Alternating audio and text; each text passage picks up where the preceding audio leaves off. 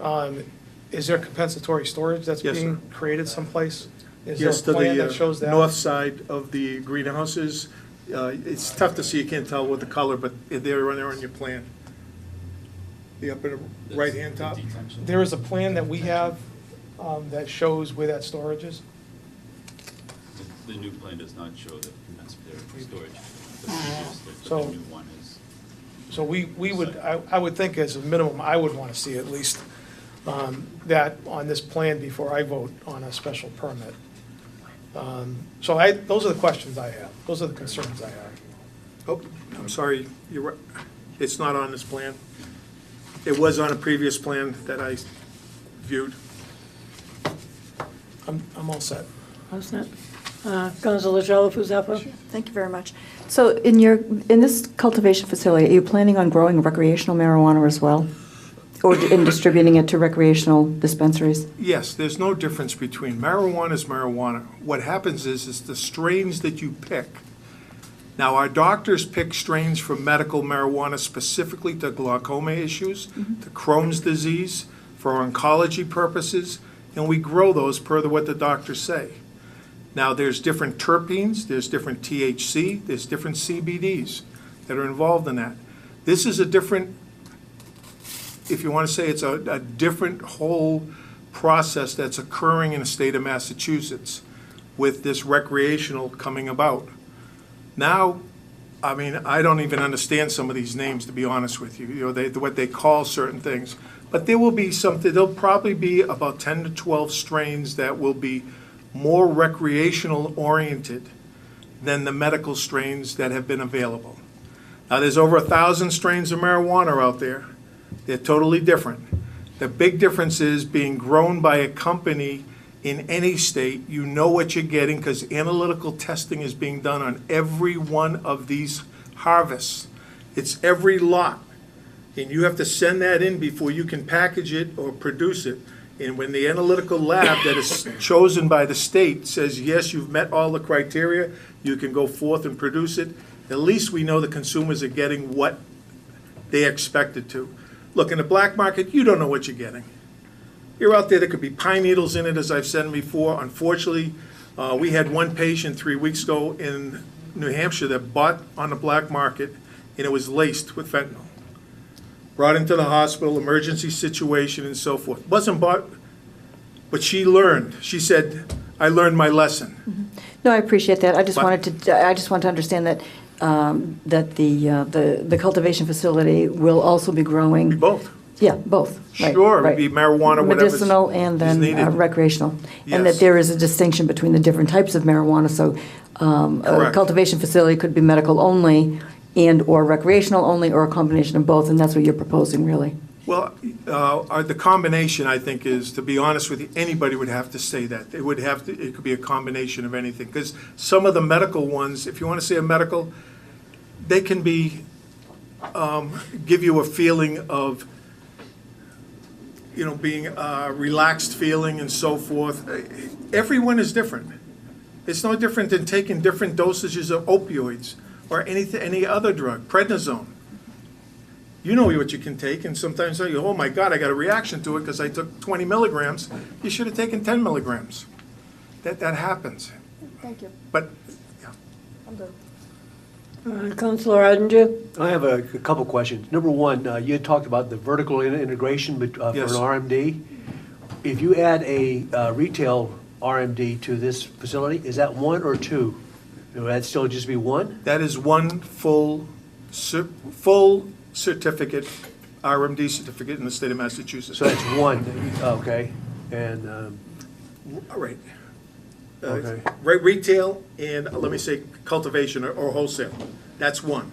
right, but you have a retail for two different uses. Retail is medical and for recreational too, you know? Recreational and medical are considered one. They're considered One and together, right. That's why the Cannabis Control Commission is taking everything over totally as of January 1st, 2019. All the rules will be the same for everybody. Okay. They're changing the permitting process and what you pay for fees and all that. It's all will be the same. No medical, no recreation. It'll be marijuana, Period. period. Okay. All right. The other question I had is, I read someplace that growing marijuana puts off some pungent odors. Is that true or not? Yes, it is. Yes, there'll be odors, and that's why there's charcoal filters put into these to take care of those. It's something else that is in there in the operation, and is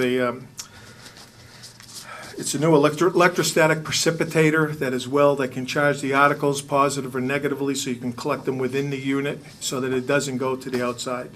The good part of this particular location, any of you, I'm sure a number of you are familiar with it, it's down, there's nothing else around it.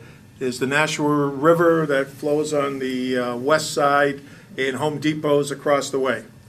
Everything, there's no residents that are close to it whatsoever, and I'm not sure what any of the other facilities in that area put out for odor, but it seems to me there's plastics going on and some other things that I've just seen, but I have not spent, a day down there smelling the airs, but there will be an odor that can go, but it can be controlled, and that's what we go through. They call it scrubbing the air before it is released to the outside, and we change those filters then as needed. And they're probably pretty much on a two-month to 10-week cycle to get changed. I wasn't on the council when you were at Understood. your original, but with a medical marijuana facility, you probably wouldn't have very much traffic, would you? Is that busy all day long, or is it fairly? As I stated, I think initially we would probably have somewhere in the neighborhood of 35 to 50 visits a day. Okay. And I could tell you that in the Leominster area, I would envision it to have close to 125 visits a day after a year's time, when it matures a little bit more. And it grows every day. We're growing every day at the facility because people are getting away from prescription drugs.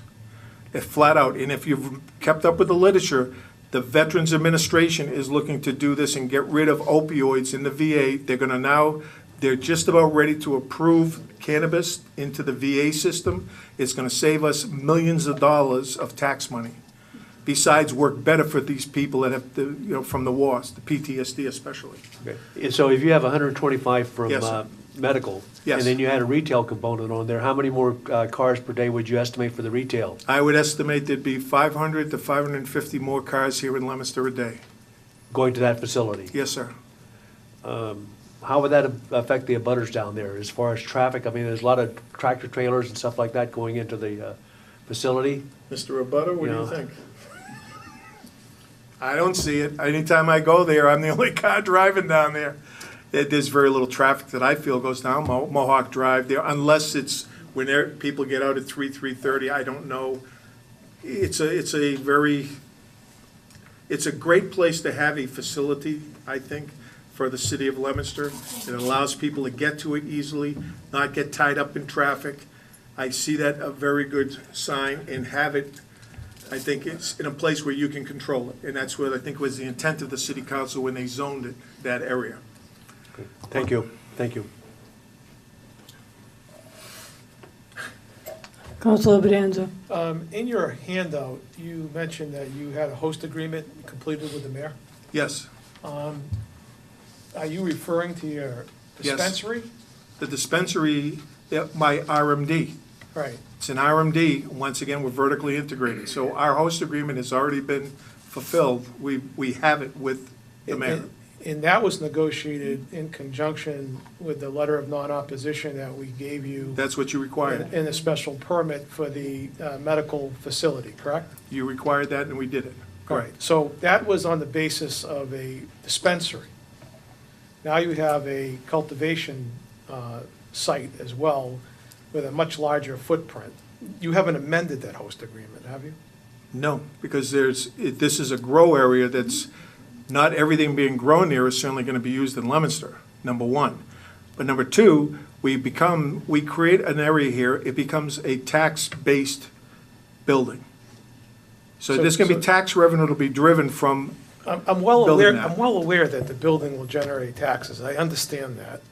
I get There's been that. no other- That's not where I'm going with this. Where I'm going Right. with it is, you came in, you negotiated a host agreement that was related to a dispensary for medical marijuana. Now you're ultimately something that will be a conversion, or adult use marijuana will also be sold from this dispensary, which will require additional licensing from the Cannabis Control Commission, Yes, which will also require an additional host agreement. correct. And you're also adding a cultivation to this facility, which was not part of the equation when you came before us for the letter of non-opposition. And It would the- seem fair to me that if you want to be a good corporate citizen and come to this community, that you would go back and this the original host agreement would either be amended or you'd wait, or something would occur to reflect the fact the cultivation center there as well. It's a much more intensive use of the property. You disagree?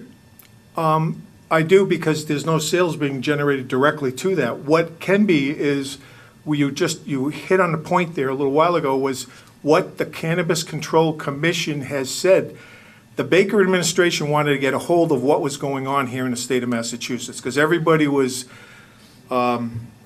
doing this, doing that to get into people. It really became very evident that it was like pay to play. Better way to put it. No better way to say, you got to do this.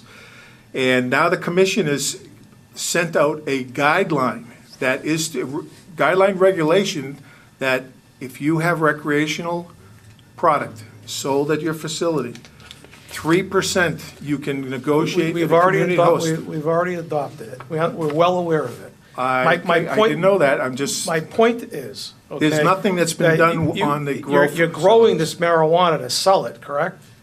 yes. All right, so, Yes. so when you came here the first time with a dispensary only for medical marijuana, okay, that is a horse of a different color than what you're looking at now. In fact, as Councilor Frieda indicated with her question, you even suggested to the contrary that you wouldn't be seeking medical, adult use marijuana at the time. I differ with the exact wording, because I said we did not know what was going on at that time. I It have was a- just medical. Well, I have we'll a get memory the mi- consistent we'll get with the minutes Councilor. That's on fine, you can do what. But when you say that the sales are the same, it defies logic.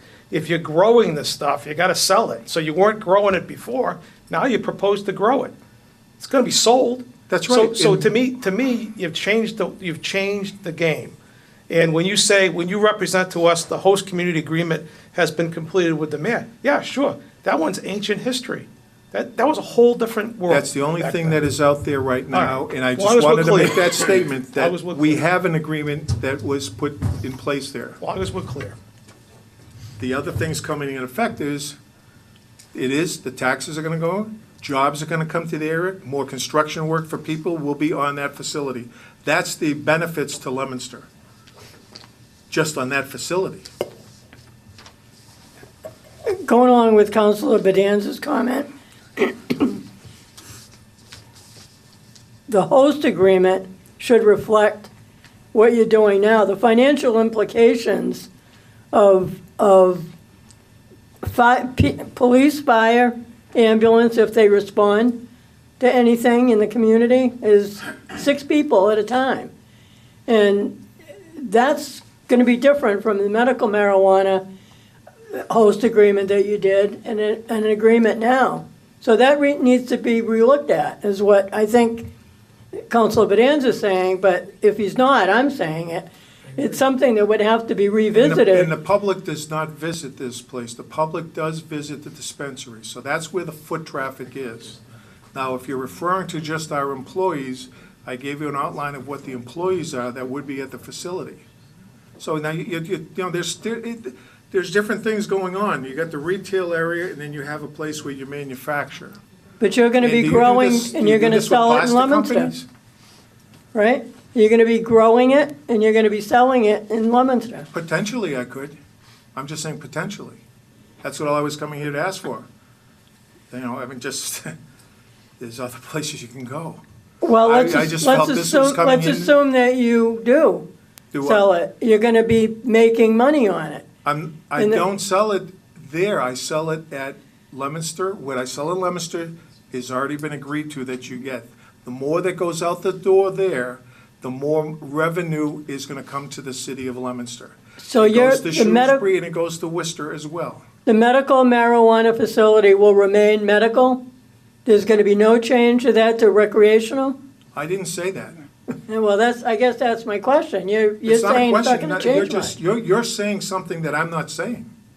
That's all. Okay. No, the counselor asked me about recreational, I said, yes, in the spirit of what the current regulations are, every provisional and final certificate holder here in the state of Massachusetts has applied for priority status.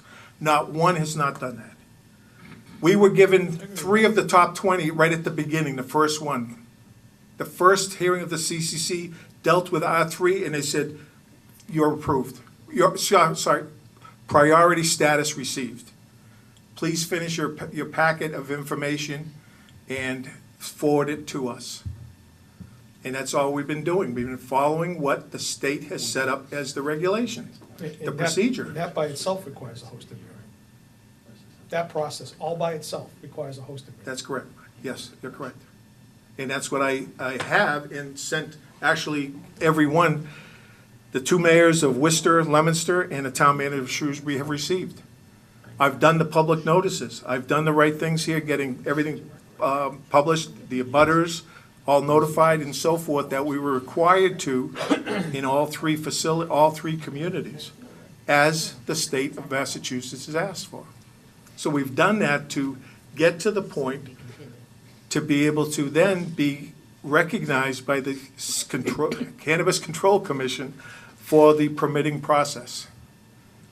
I do understand that That's all. you did the public notice and you had the meeting. I understand that, I was there. You were there. But I really do believe that if you wanted to do that in good faith, you would not have done it at 3 o'clock on Saturday, the beginning of Patriots' Day weekend and the beginning of school vacation.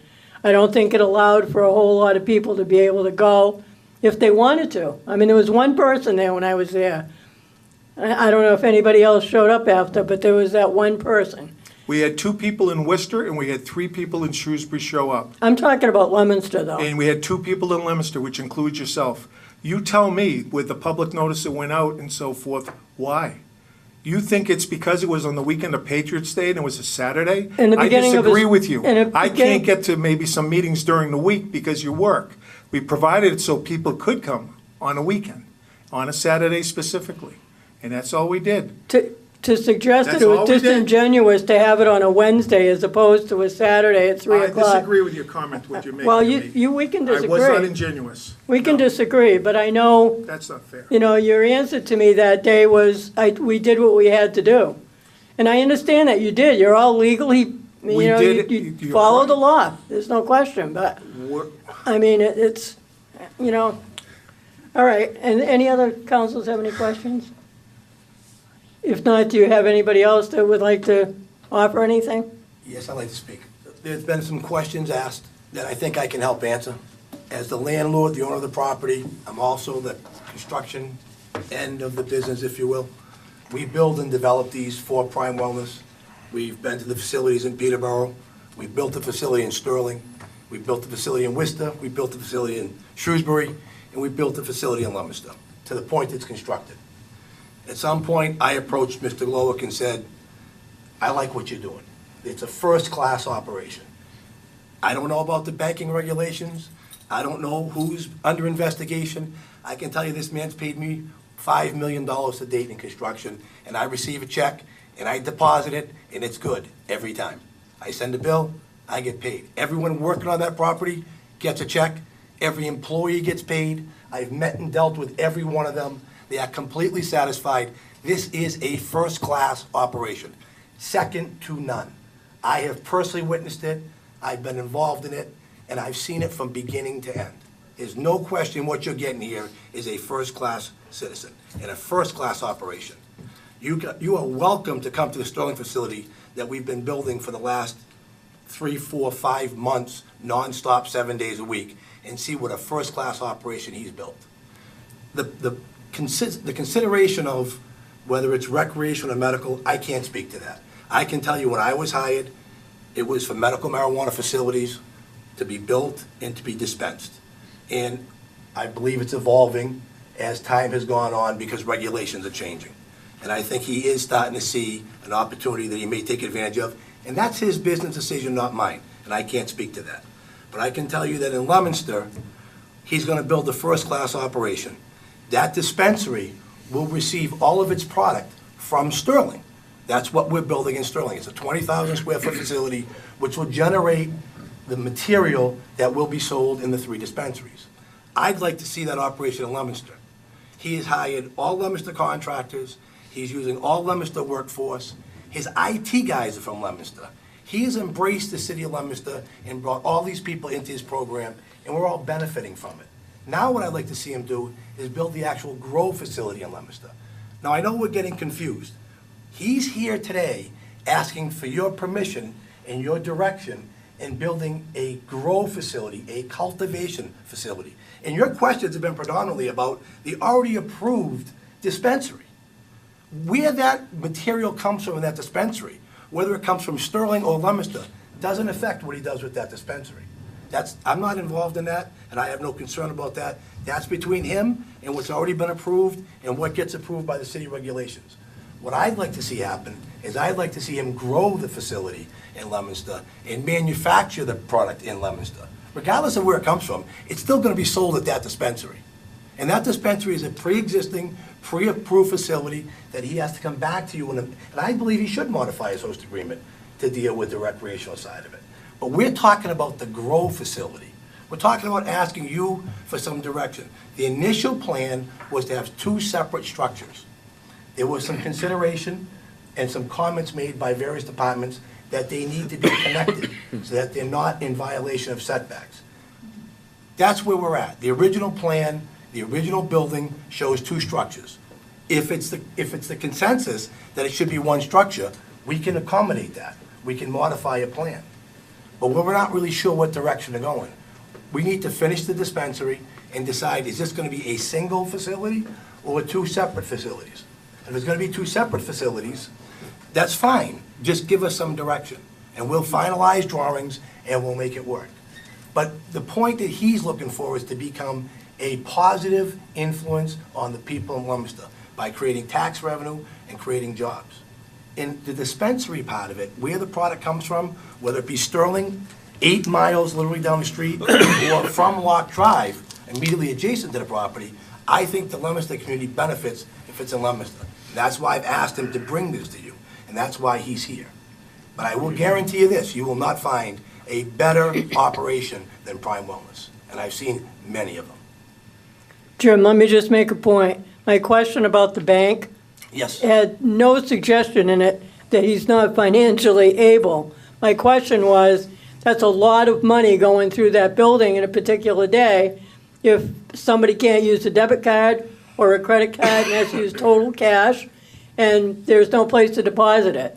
That was my question. Had absolutely nothing to do with questioning his financial status. I appreciate that, and what I'm explaining to you is that same bank has paid me $5 million to date in the various projects that I've built for this gentleman. Every employee gets paid every week, and he's been in operation for some number of years. And I've been to the facilities where he's operating. It has never been a problem, and I don't anticipate that it ever will become a problem. That's my only point. And I didn't suggest that it was a problem until I actually read it, and I did find the article, and I could provide it. And I'm just unaware of it. one small paragraph. According to Barnes, a commercial real estate appraiser, has said the plaintiff's property has lost around $26 million in market value, a result of having a marijuana facility nearby, meaning damages could well exceed $75 million, and it goes on. So there are a lot of really important issues that need to be addressed. You know, the only reason I bring it up is because Mr. Glowick was the only person that came in here that was dealing with a bank.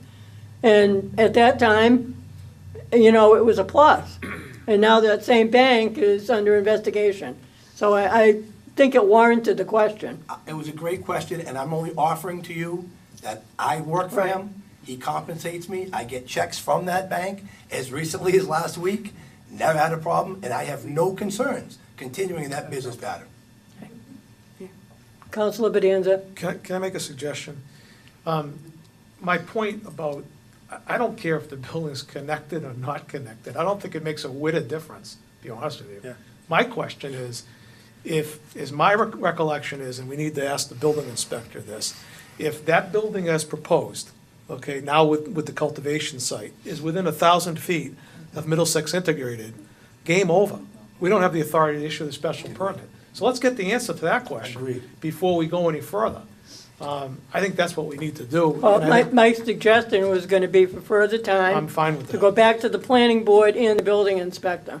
Fine. Because we don't have any follow-up letters from them suggesting they're all set and they understand it. So I think, you know, you have to do that.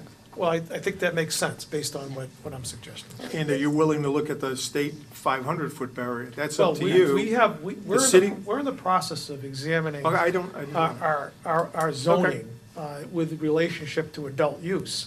Okay, but that's not concluded yet. So all we have right now is the ordinance that you proceeded under to get the medical dispensary. That ordinance requires that these structures be 1,000 feet apart. Not your structure, I get what you're No, no, saying. no, I I understand. agree with you. Yeah. Okay? I understand. But from you to Middlesex Integrated, based on the ordinance we have on the books right now, Mm-hmm. it's 1,000 feet. We gotta follow our law. So that's why we need the answer to that question. Or can you reconsider that? Because the city of Worcester, they reconsidered and it's now 300 feet. It may change. And that was done by the city council. That's a process. Well, no, that's a process. I understand that. It may change. That's all I said. That's It may reconsider. change. Yeah. But the answer to that question is, we don't know, and we're not, I mean, hopefully, in the relative near future, we're working on it. In fact, we had it on our agenda tonight. Okay. We're working on it, and that may change, but what we have on the books now is what we have to follow. Mr. Bedanza, as a point of clarification, I would appreciate if you could verify whether it's property line to property line or structure to structure. I think the building inspector has previously determined that Middlesex Integrative is in a building that's more than one structure. Right. And I think he declared that the buildings in the front are not part of that same structure. And I think if you go structure to structure, they meet the criteria of the 1,000 square feet, whereas if you go property line to property line, they do not. So I do think that clarification is important. Okay, well, we need. We an can answer. pose that question when the clerk Thank you. asks for a referral and we can Yeah. get that clarified. Thank you. Thank you.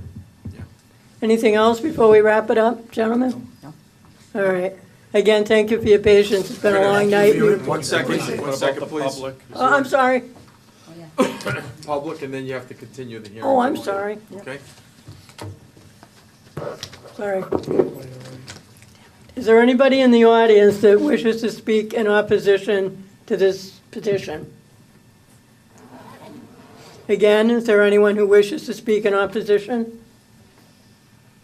For the third and final time, is there anyone who wishes to speak in opposition? Is there anyone who wishes to speak in support? Again, is there anyone who wishes to speak in support?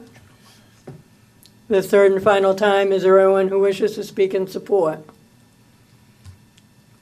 If not, we will continue the public hearing. We can continue it to June 11th. June 11th? 6:45 PM, if that accommodates you. Yes. All set? Yes, Okay. thank you. All right, Thank thank you. you. Okay, we have one more hearing, and then we'll open up the public forum before we rejoin the council in session. We've been here since 5 o'clock, so it's getting kind of. Thank you, Mr. President. I don't believe there's a need to open this public hearing. I believe that there's a request for a continuance, if I'm not mistaken. Okay. Just a sentence. This is a hearing before the Leominster City Council. This is petition 5918, James Whitney and 10 registered voters. Amend the zoning ordinance to add drive-through to the allowable uses under MU1 zoning. I don't believe the petitioner is here tonight. Do any members of Legal Affairs have any questions or comments at this point? Council Frida? Do any other members of the City Council have any questions or comments? Is there anybody in the audience who wishes to address the council either in favor of or against this petition at this time? Second time, does anyone in the audience wish to address the council either in favor of or against this petition? Third and final time, does anyone in the audience wish to address the council either in favor of or against this petition? Seeing nobody, and with the understanding that the planning board has yet to render any decision or recommendation in this matter, the recommendation is to leave the public hearing open and continue it to May 29th, 2018 at 6:15 PM. Good evening, ladies and gentlemen. Excuse me. The public forum is an opportunity for any member of the audience to speak on a matter specifically listed on the council agenda. Speakers will be asked to come to the microphone and state their formal name and address, along with identifying the specific item or items they wish to address. Thank you. Each speaker is respectfully asked to keep their comments within a two-minute time frame. The council will not be responding or answering any questions. However, at the discretion of the city council president, clarification may be given. The first person that signed up is Peter Latches. No, thank you. All set? Okay, thank you. Would any other member like to come to the microphone? Any member of the audience? Second call, third and final call. If not, the public forum is closed. Okay, we're now in session. We'll begin with communications from the mayor, beginning with communication 54. C-54, relative to the appropriation of $4,000 to the city council expense account, same to be transferred from the excess and deficiency account. Communication 54 is referred to the chairman of finance. Thank you, Mr. President. First time on the agenda, regular course, please. Thank you, Mr. Chairman. If there's no objection, I'm going to have the clerk go right through to 57. That's all right? That's fine. Thank you. Go ahead. C-55, relative to the appropriation of $150,000 to the ITTF expense account, same to be transferred from the excess and deficiency account. C-56, relative to the appropriation of $94,600 to the school choice revolving fund, same to be transferred from the excess and deficiency account. C-57, relative to the appropriation of $5,000 to the municipal building capital outlay expense account, same to be transferred from the excess and deficiency account. Communication 55 through 57 in block are referred to the chairman of finance. Thank you, Mr. President. Similar to C-54, these are all on the calendar for the first time. Therefore, I would request regular course on each of the communications. Thank you, Mr. Chairman. Regular course. We'll now move on to petitions, first time on the calendar. 6418 Mason's Bowling Alley, renew the license for 24 bowling alleys at 650 rear North Main Street. 6418 is referred to the chairwoman of Ways and Means. Thank you, Mr. President. First time on the calendar with regular course with referrals to the treasurer and collector and the police department. Thank you, Madam Chair. 6418 has been given regular course with referral to the the treasurer's office and police department. 65-18, Madam Clerk. 6518 Joanne Atwood, renew the secondhand dealer's license for the Repair Place Incorporated at 100 Commercial Road. 6518 again is referred to the chairwoman of Ways and Means. First time on the calendar, Mr. President, regular course with referral to the treasurer and collector and the police department. Thank you, Madam Chair. 6518 again is given regular course with referral to the treasurer's office and the police department. 66-18. 6618 Barbara Richardson and all, except Garfield Street as an accepted way. 66-18 is referred to the chairwoman of public service.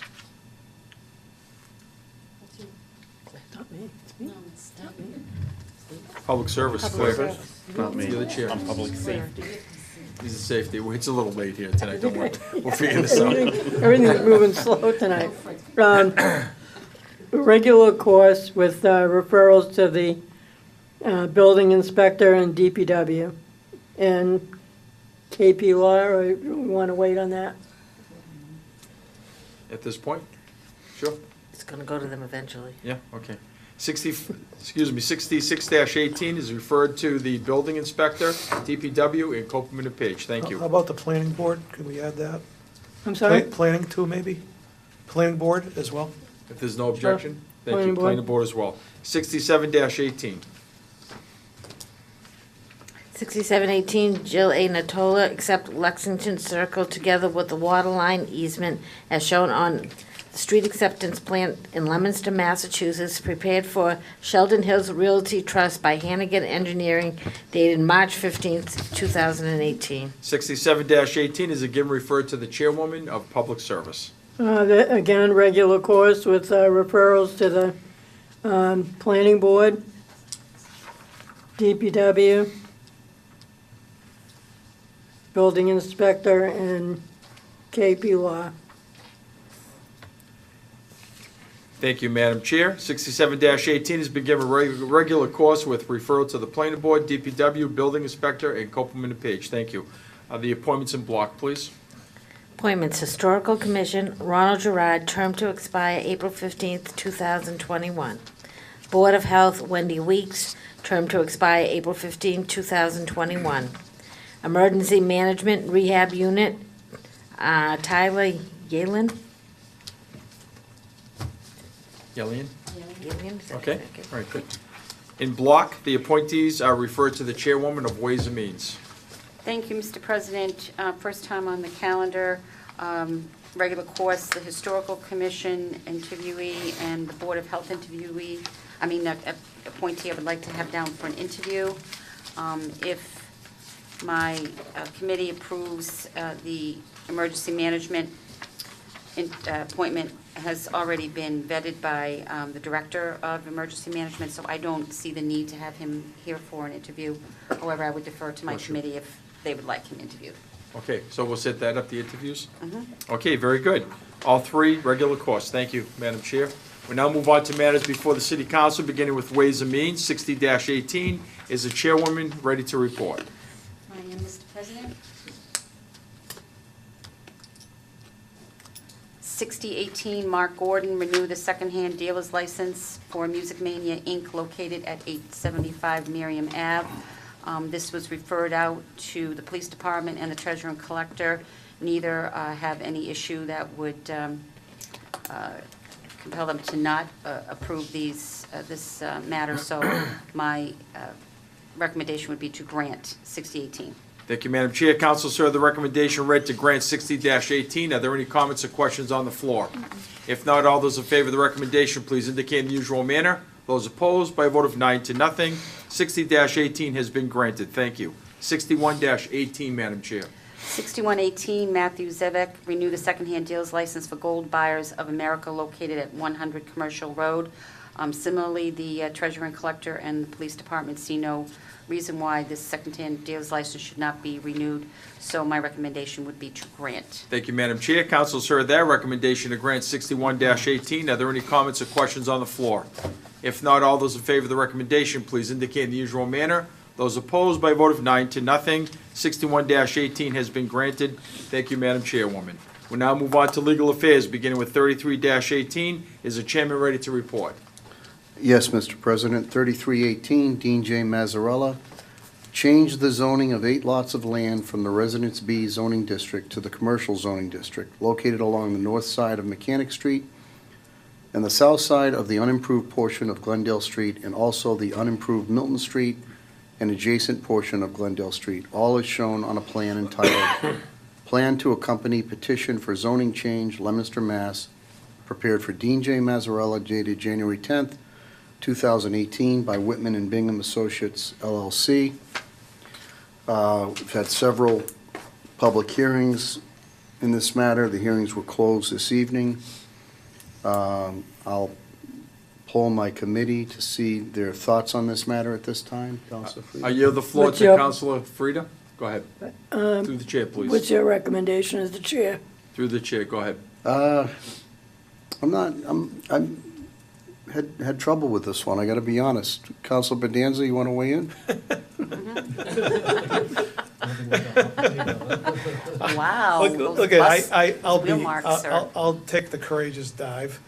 on your forehead. I first visited this situation or circumstance really in my work as a consultant to the zoning subcommittee, as I mentioned earlier this evening.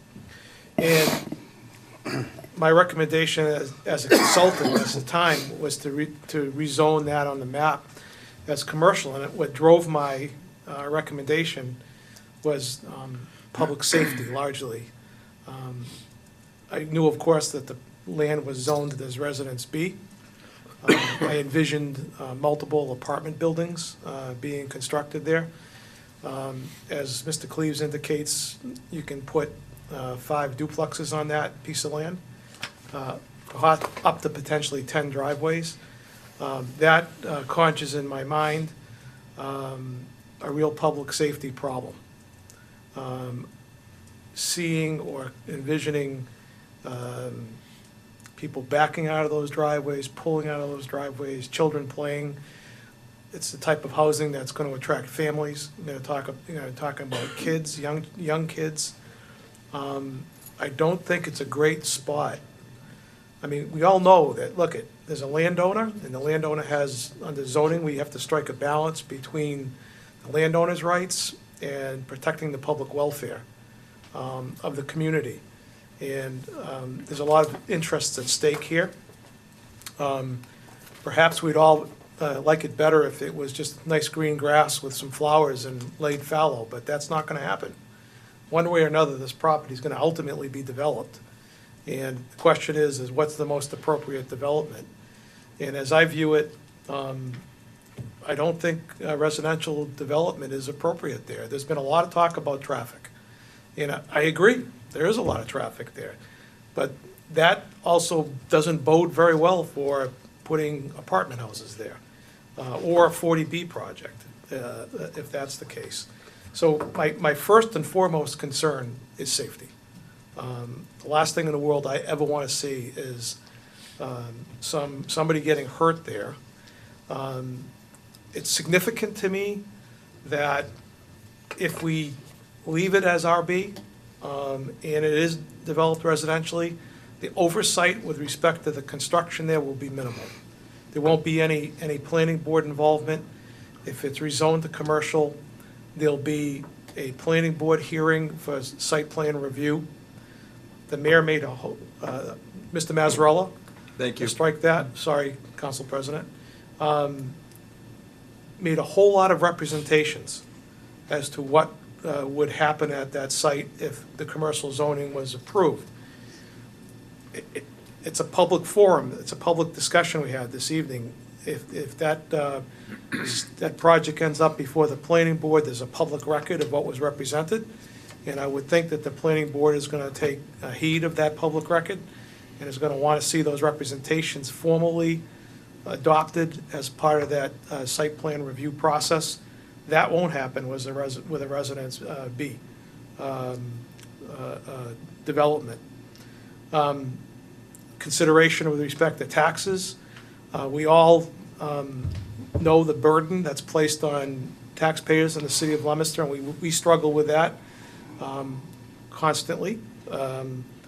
It was mentioned about how most of the tax burden in Leominster is borne by residents because most of the value is in residential development. And every community, strives to develop some kind of balance between the residential tax base and the commercial and industrial tax base. We've each year talked about this at tax classification time. We've maintained that factor of 1 because we want to encourage residential and industrial development. And we also know because because commercial and industrial development is really a relatively small portion of the total tax base, that changing that factor of 1 won't raise a whole lot of revenue. To me, is tax an important part of this? Yes. And if it's developed commercially, I believe at the end of the day, the net financial gain to the city is higher than if it's developed residentially, and the strains that come along with residential development on the tax base are more significant. And I see that as a factor. It's not an easy decision, and I understand that there's a lot of concerns on sort of both sides of the equation. But I come down on it as being in favor of the rezoning. And last but not least, we have a planning board for a reason. They're supposed to be the professional development consultant for the city. They didn't just vote in favor of this, they voted unanimously in favor of it. Now, we all know as a matter of law that we don't have to pay attention to them. We can disregard their recommendation. But, they're there for a reason. We need to give them some quarter in terms of the process. The law requires that we can't act until they've acted and given us a recommendation. They've given us a recommendation. It's consistent with the petitioner's intent, and I think we should give that some meaning as part of this process. And with all of those facts considered, it would be my position to grant the petition. I yield the floor back to the chairman. Councilor Freeman. Mr. Chairman, you have no opinion? No, I have an opinion. Hmm? I do have an opinion. You want to hear my opinion? Yeah. I think a lot of times what we do down here comes down to a balancing act. And this, it's not appropriate, I don't think, for a large residential project to go in there. I don't think that's appropriate at all. I also don't think it's appropriate for something as unrestrained as an outright commercial development. It's just too wide open, in my opinion. I was hoping to get a more clearer answer from the mayor as to what he wanted to do there, other than light commercial with some retail. I think that this probably could be better developed with some type of amendment to the zoning table, to the table of uses, that might address all parties' concerns. But the reality is that once you make that zoning change, you lose a lot more control, because there's certain uses that are just available by right, whether they're appropriate for that area or not. And I respectfully disagree with the Ward 4 councilor. I think that any type of large housing project is going to require site plan approval and other things, because the parking is going to be triggered. But that's my position. So if I'm forced to vote on this tonight, I will not be voting in favor of it. All set? Councilor Frida, you're the third member of Legal Affairs. You have the deciding decision by the committee. I'm actually feeling the same way my colleague to my right is. The highest and best use for that property is certainly commercial. Listening to the planning board the other night, one of their ultimate goals was the fact that they would have control over whatever was done other than residential. Site plan approval, granted, if it's a 40B, that's not going to happen. And I think we can all pretty much figure financial feasibility would be a 40B project. Nothing else is going to be worth putting in there, whether Mr. Mazzarella does it or he sells the land and somebody else does it. That's the only thing that's going to go there, other than something commercial that can be controlled by the city. I'm worried about the traffic. Seems to be everybody's issue. That was first and foremost with every single speaker, is the traffic. The traffic on the commercial, thinking about it, is if it's a commercial property that has a 9 to 5 or even a 9 to 7, it is very limited in and out. And if it's the flag store, I don't think it's going to be, I don't think there'll be any big sales where you have a lot of people gathering at the same time. A 40B project, if you're anywhere from 28 to 30 units, in a 40B project, to reiterate, nobody has any controls on it. They don't have to deal with zoning. They can just put the building up. You can be talking 40 to 50 cars, and you're talking about them 24 hours a day, in and out, whenever they choose to be doing that. That's what bothers me the most. I think that traffic would be worse than what could be done with the commercial right now. And I guess I would, only for that reason, I'm going to support the change. So the recommendation, Mr. President, is to support the zoning change. Is to support the zoning change, Correct. To support, to grant 3318. to grant 3318. Just a minute, please. Yep. Let me be clear on this. The recommendation on 33-18 is to grant, is that correct? That's correct. That's correct, okay. I'll now yield the floor to the council for comments or questions. Council Pauline Cormier. I first want to thank everybody who showed up tonight, including Mr. Mazzarella. I think he made a very good proposal. When I first looked at the property, and even after hearing it tonight, and looking at that piece of property, I can see where that piece of property would fit in. And it would fit into that area. And I think it would be safer to have that property there. I am afraid of a set of duplexes or making that residential. I think it's a dangerous area for residential. So I don't agree with that. But having said all that, the abutters and the citizens and the people that I represent on French Hill and in Ward 2 have made themselves perfectly clear. They do not want this rezoned to commercial. I will not support rezoning this to commercial. They have made their point, and they've made it eloquently, and they've given us their reasons.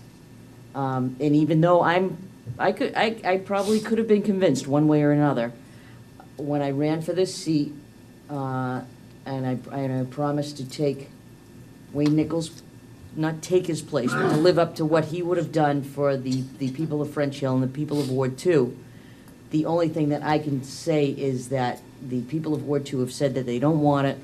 I'm not going to support it. And I would ask my fellow council members to consider that as well. Thank you. Any other questions or comments on the floor? Councilor Shalfo Zephyr. No, thank you very much. This is the fifth, I believe, petition where a petitioner's come in and asked for a parcel of land to be rezoned. 4 out of the 5, I think, were from residence to commercial. The other one that we had most recently on Pleasant Street was from Residence A to a more restrictive residential. No, the other way around, Residence B to Residence A, excuse me.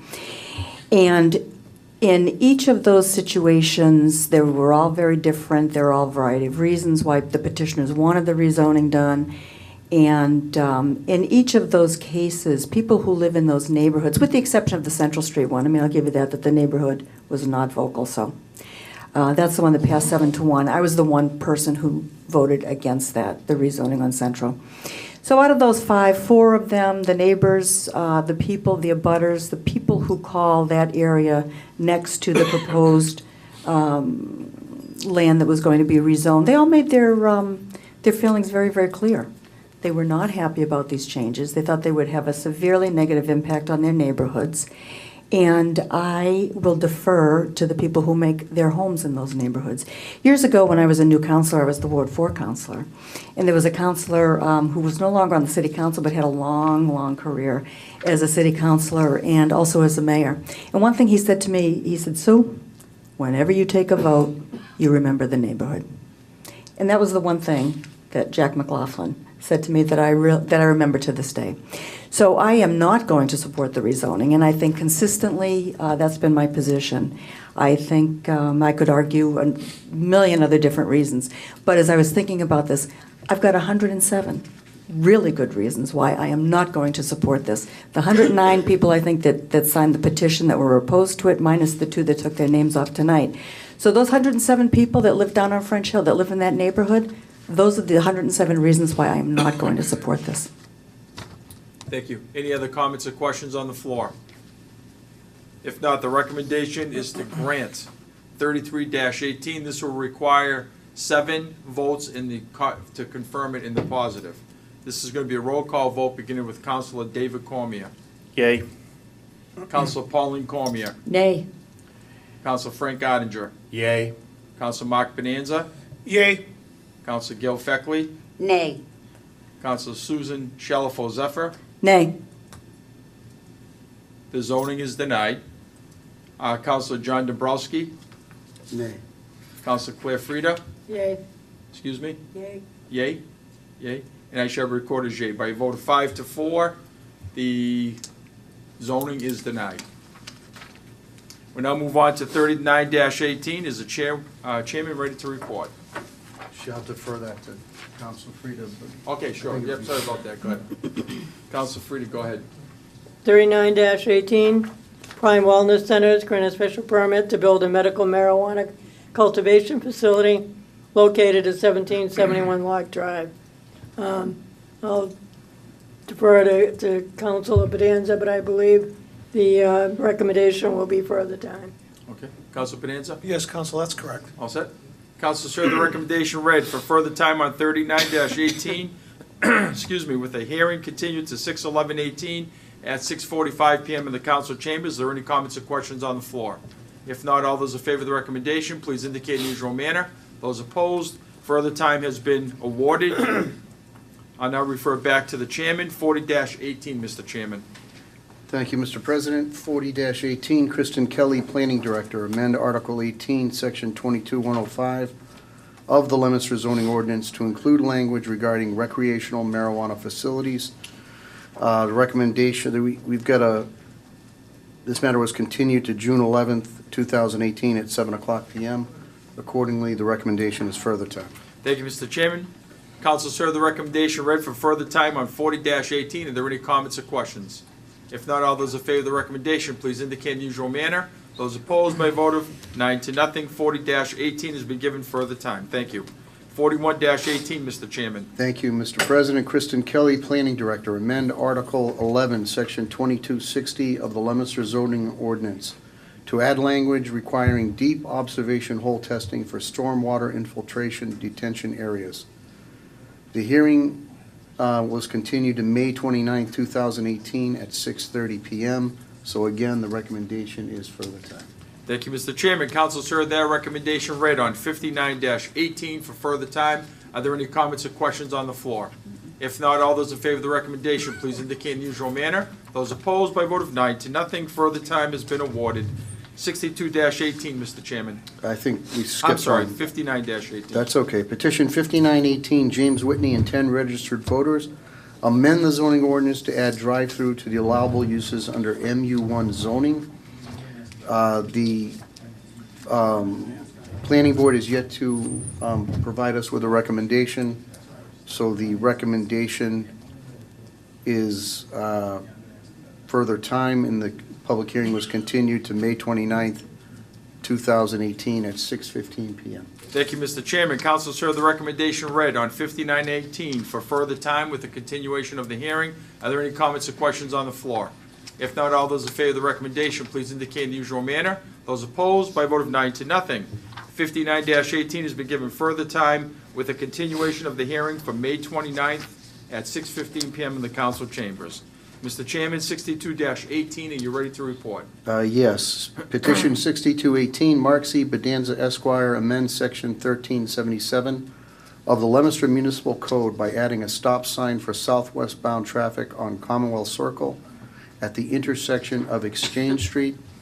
It's been a busy night. I don't believe we've gotten the recommendations back yet. We did. We have one from traffic, but not from Copeland and Page. Yeah. Right. Okay.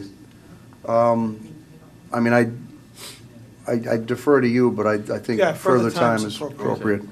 So the recommendation is further time. Okay, thank you, Mr. Chairman. Council, sir, the recommendation read for 62-18 to receive further time. Are there any comments or questions on the floor? If not, all those in favor of the recommendation, please indicate in the usual manner. Those opposed, by a vote of 9-0, further time has been awarded. Mr. Chairman, 63-18, are you ready to report? I am. Petition 6318, Mark C. Bedanza Esquire, amend Section 13-77 of the Leominster Municipal Code by adding a stop sign for northeastbound traffic on Revolution Drive at the intersection of Exchange Street. I believe this is similar to the prior petition. Same situation. So we, Okay. again, further time. Thank you, Mr. Chairman. Again, further time on 63-18. Are there any comments or questions? If not, all those in favor of the recommendation, please indicate in the usual manner. Those opposed, by a vote of 9-0, further time has been awarded. Now move on to page 6. Mr. Chairman of Finance, are you ready to report on the state of the city? I am, Mr. President. With respect to the stabilization account, we began the last fiscal year on July 1, 2017, with a balance of $14,517,855. We appropriated from stabilization over the course of the fiscal year a total of $4,611,690, leaving a balance of $10,061,952. That is subject to one of the proposed appropriations this evening, which is to return $5 million to the stabilization account. Now I'll turn to the free cash summary that was recently certified in the amount of $9,732,293. We had one emergency preamble that was passed back at our April 23rd meeting for sidewalks in the amount of $250,000. We have before us this evening, either for action or for the first time on our agenda, a total of $8,774,119 worth of appropriations or proposed appropriations. If all of those are approved, it'll leave an amount in the free cash account of $958,174. Thank you, Mr. Chairman. We'll begin with Communication 45. Are you ready to report? I am. C-45, relative to the appropriation of $1,176,706 to the Water Department Capital Outlay Expense Account, same to be transferred from the Excess and Deficiency Account. This is a return of the unspent money to the Water Department Capital Account. The business manager for the Leominster Department of Public Works provided us with some information as to some of the projects that they'll be spending this money on, or propose to spend this money on in the coming year. He indicates that the funds from C-45 will be used for the Morse Dam project, approximate amount of $600,000. The Beacon Street, Fairmont Street project, $250,000. The Highland Ave water main replacement, $125,000. In materials for Lindell Avenue and several small streets as time allows in the construction season for $201,706. The Finance Committee met on May 9th, and the position of the Finance Committee is to unanimously recommend the passage of C-45 to the City Council. Thank you, Mr. Chairman. Council, sir, the recommendation read to grant Communication 45. Are there any comments or questions on the floor? Councilor Shalfo Zephyr? Yeah, thank you through the chair to the Finance Committee Chair. Could I have a copy of that letter? Yes. Thank you. I did, Or make copies for the whole council, maybe? yeah, I think Okay. I gave you one at the last meeting. Mr. Brooks. We brought talked up- about it. Yeah, we talked about it. I don't know that I got a copy, I but thank you. have an extra one. Okay, thank you. Okay, thank you. Any other comments or questions? If not, all those in favor of the recommendation, please indicate in the usual manner. Those opposed, by a vote of 9-0, Communication 45 has been granted. Does the chairman have an order? Yes, Mr. President, in order that the sum of $1,176,706 be appropriated to the Water Department Capital Outlay Expense Account, same to be transferred from the Excess and Deficiency Account. Move for the adoption of the order. Thank you, Mr. Chairman. Council, sir, their recommendation read. Are there any comments or questions on the floor? If not, all those in favor of adopting the order, please indicate by saying yea. Yea. Yay. Those opposed, by a vote of 9-0, the order's been adopted. Thank you, Mr. Chairman. Communication 46. C-46, relative to the appropriation of $100,000 to the Sewer Department Expense Account, same to be transferred from the Excess and Deficiency Account. Similarly, in the May 9th communication from Mr. Brooks, he indicates C-46 will be used to cover expenses related to anticipated costs of engineering for I&I and additional work and additional electrical costs. The Finance Committee met on May 9, and the unanimous recommendation of Finance is to grant C-46. Thank you, Mr. Chairman. Council, sir, their recommendation read. Are there any questions or comments on the floor? If not, all those in favor of the recommendation, please indicate in the usual manner. Those opposed, by a vote of 9-0, Communication 46 been granted. Excuse me, does the chairman have an order? Yes, Mr. President, in order that the sum of $100,000 be appropriated to the Sewer Department Expense Account, same to be transferred from Excess and Deficiency Account, move for the adoption of the order. Council, sir, their recommendation read. Are there any comments or questions? If not, all those in favor of the recommendation, please indicate by saying yea. Yea. Those opposed, the order's been adopted 9-0. Thank you, Mr. Chairman. Communication 47. C-47, relative to the appropriation of $815,656 to the Sewer Department Capital Outlay Expense Account, same to be transferred from the Excess and Deficiency Account. Again, we met on the 9th and discussed Mr. Brooks' May 9th letter. In C-47, he indicates will be used to line old sewer mains under a contract with Instituform. Additional funds for this $1.8 million project will be needed next year as well. This money represents a return of the unspent money from the prior fiscal year, which is what ended up in free cash to begin with. It was the unanimous recommendation at our May 9th meeting by Finance to adopt C-47. Thank you, Mr. Chairman. Council heard that recommendation read. Are there any questions or comments? If not, all those in favor of the recommendation, please indicate in the usual manner. Those opposed by a vote of 9-0, Communication 47 has been granted. Does the chairman have an order? Yes, Mr. President, order that the sum of $815,656 be appropriated to the Sewer Department Capital Outlay Expense Account, same to be transferred from the Excess and Deficiency Account. Move for the adoption of the order. Thank you, Mr. Chairman. Council heard that recommendation read. Are there any comments or questions? If not, all those in favor of the recommendation, please indicate by saying yea. Yea. Those opposed, the order's been adopted 9-0. Thank you, Mr. Chairman. Communication 48. C-48, relative to the appropriation of $250,000 to the Sidewalk Expense Account, same to be transferred from the Excess and Deficiency Account. This was granted with an emergency preamble on April 23rd, 2018. By charter, it requires a ratification vote this evening.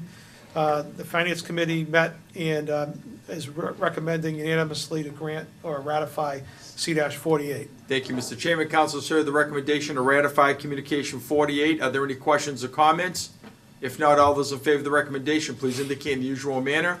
Those opposed, C-48 has been ratified. Thank you, Mr. Chairman. Communication 49. C-49, relative to the appropriation of $1,048,157 to the School Transportation Expense Account, same to be transferred from the Excess and Deficiency Account. These are Medicaid reimbursement funds that we have historically appropriated to the School Transportation Account once they're received as part of the Excess and Deficiency certification. Finance met and recommended unanimously to grant C-49. Thank you, Mr. Chairman. Council heard that recommendation read to grant Communication 49. Are there any comments or questions on the floor? If not, Councilor Frida. Yeah, just, I know it's a question that comes up every year from the school department, rightly so. I mean, that's $1 million, that's Medicaid reimbursement. Should go back to the student that is being treated with that $1 million. Shouldn't be going to school transportation. But the flip side to that is that the mayor does not have to give it to the school department. And it's been tried a number of times to make it direct payment to them, and the Commonwealth won't do that. So just a note that maybe some year it'll go to the, be able to assist the Medicaid kids. Well, I agree. I mean, it's an interesting question, because if you take it from the transportation budget line item and put it into the school budget line item, then you've essentially shifted the taxpayer burden from one account to the other. I mean, at the end of the day, we really need to fund it all. So, you know, to me, yeah, I think there's some symbolism in that, but I think that's what it is, symbolism, frankly, but. I don't, through the chair, Please I go don't ahead. disagree, but it's a little more than symbolism. Well, I understand what I you're mean, saying. it is, the sole purpose of that money is for the part of Medicaid that we provide for that child. It's not, I mean, there's a real purpose to it, which is why it was developed. You're right, it's gonna be, It's gotta come from come somewhere. from somewhere else, but Yeah. the point is, it's a little more than symbolism, that's a fact, that these kids should get that money back into that account so that they can continue to use it for them. In my estimate. I understand.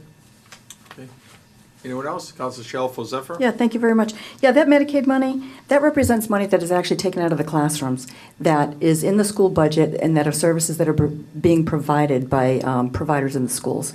So that money should go back into the school budget, not into transportation. It should go back into direct services to the students that has been spent providing Medicaid expense-related services. So I'm not going to support this. I have no problem with that, but if we put it into the classroom, then the money for the transportation has to come from the taxpayer. It has to come from somewhere. It comes from the It's already- taxpayer. it could It's come gotta from- well, it can- yeah. It ultimately comes from the taxpayer. Absolutely. So if you take it out of the transportation fund, then that's more money the taxpayer has to come up for transportation. At some point, the money has to come for both the education of the child as well as the child's transportation to the school. That's exactly right. That's the fact of life in the end. That's exactly right. As Councilor Frieder indicated, the city doesn't even have to put this money back into education directly. It could go into the general fund. So I understand your point, but, at the end of the day, there's a bigger discussion here, which is we'll be making in June. Absolutely, absolutely. But I just want to point that out because I think it's really important for the public to understand and to know that. So I will not be supporting taking this money and putting it into school transportation. It should go back into the classrooms. Any other comments or questions on the floor? If not, all those in favor of the recommendation to grant Communication 49, please indicate in the usual manner. Those opposed, by a vote of 7-2, Communication 49 has been granted. Thank you, Mr. Chairman. Communication I think we 50. need an order, don't we? on that one? Excuse me, Yeah. I'm sorry. Does the chairman have an order? Yes, I do. Order that the sum of $1,048,157 be appropriated to the school transportation expense account, same to be transferred from excess and deficiency account. Move for the adoption of the order. Thank you, Mr. Chairman. Council heard that recommendation read. Are there any comments? If not, all those in favor of the recommendation, please indicate by saying yea. Yea. Those opposed? Nay. By a vote of 7-2, the order has been adopted. Communication 50, Mr. Chairman. C-50, relative to the appropriation of $130,000 to the debt service principal expense account, same to be transferred from the excess and deficiency account. This represents the last payment on the library debt service. We met as a finance committee, and the unanimous recommendation was to grant C-50. Great news. Thank you, Mr. Chairman. Communication 50, the recommendation is to grant. Are there any comments or questions on the floor? Councilor Shalfo Zephyr. That's been a quick 10 years, Well, right? it goes Wasn't by that, it was fast, 10 yeah. years that we had that 130,000? Yeah. So, no, I'm happy to support it, happy to get it off the books. Any other comments, Councilor Cormier? Yeah, I'm getting excited to take on some new debt now at the police station, hopefully, so maybe, Well, we need maybe, the athletic maybe field. soon. We already Maybe soon. bonded, we already voted to I agree. bond the athletic field Yeah. for the physical education program. That too. Good. Any other comments? Okay.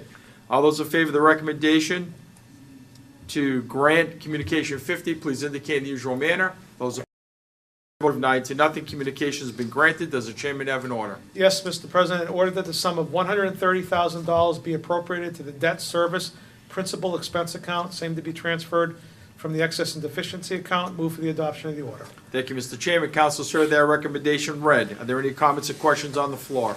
If not, all those in favor of the recommendation, please indicate by saying yea. Yea. Those opposed, the order's been adopted 9-0. Thank you. Communication 51, Mr. Chairman. C-51, relative to the appropriation of $5 million to the stabilization fund, same to be transferred from the excess and deficiency account.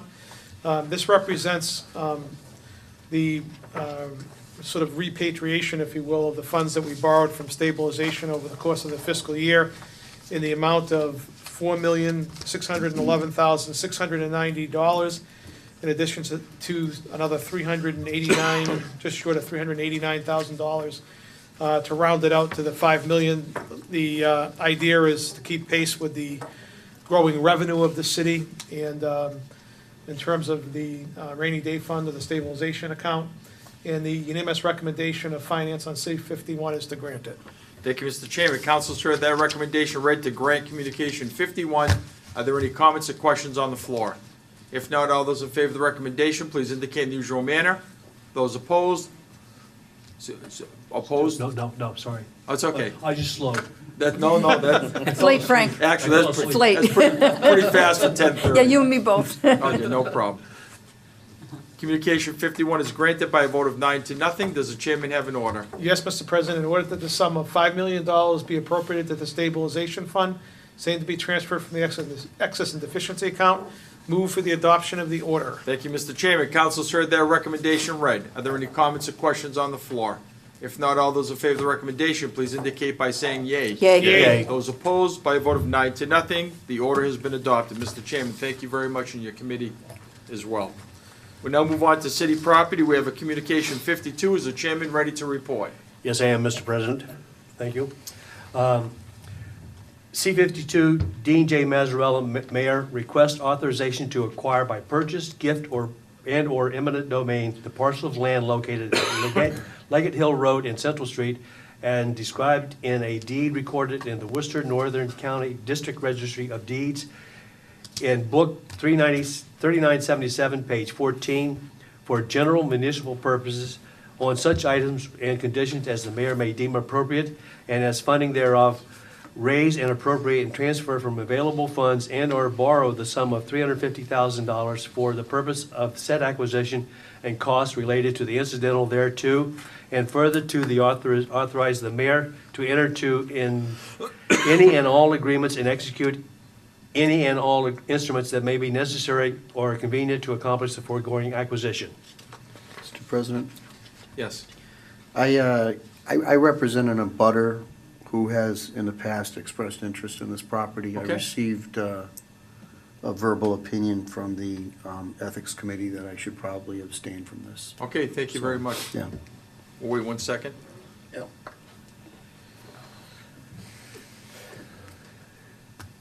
Okay, Mr. Chairman, you have the floor again. Okay, the committee met on May 9th, and the committee recommendation was to grant C-52 on a split vote. So would you like to poll the committee to? No. You can't be a split. What do you mean by, there's 3 people? There were Who was two in favor and one Okay, against. 2 in favor And one against, one and opposed. 1 against. So in favor Okay. is your So recommendation. in favor is the recommendation, okay? Right.